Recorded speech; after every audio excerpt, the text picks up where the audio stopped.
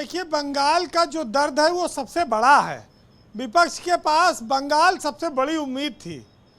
हिंदी भाषी राज्यों से जुड़ा होने के नाते बंगाल एक बड़ा राज्य है और विपक्ष की वहाँ पर सरकार थी। ममता बनर्जी देश भर में विपक्ष के नेताओं की एक बड़ी धुरी थी, उम्मीद थी, और इसलिए ये हल्ला इतना मचा हुआ है।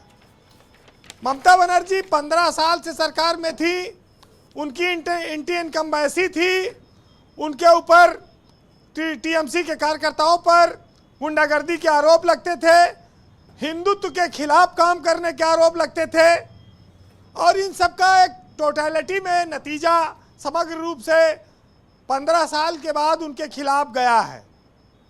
अब वो इस चीज़ को लेकर वो भी दुखी हैं, नाराज हैं, और देश की अन्य राजनीतिक पार्टियां भी जो उनके साथ थीं।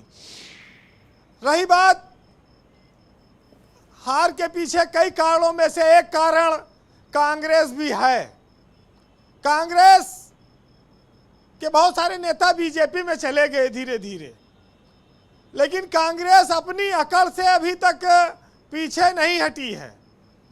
वो अधीर रंजन चौधरी को नहीं रोक पाई, जबकि राहुल गांधी और सोनिया गांधी ने ममता की हार के बाद उनको फ़ोन किया।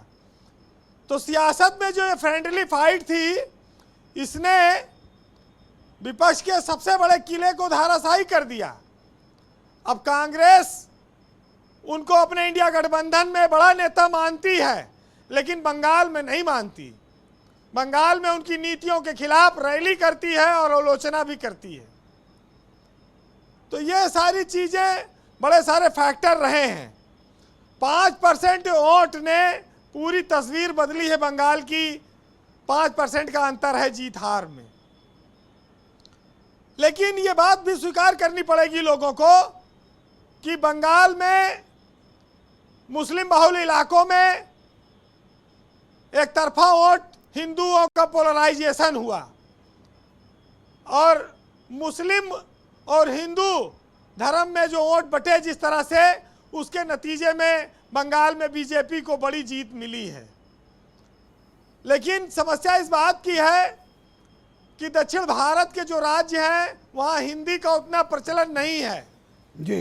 वहाँ पर बीजेपी से पहले से कांग्रेस जमी है, वो एक राष्ट्रीय विकल्प है वहाँ। लेकिन अन्नामलाई को जब बीजेपी ने तमिलनाडु में चार्ज दिया था, वो कोई करिश्मा नहीं कर पाए, जबकि उनको मुख्यमंत्री कैंडिडेट तक घोषित बताया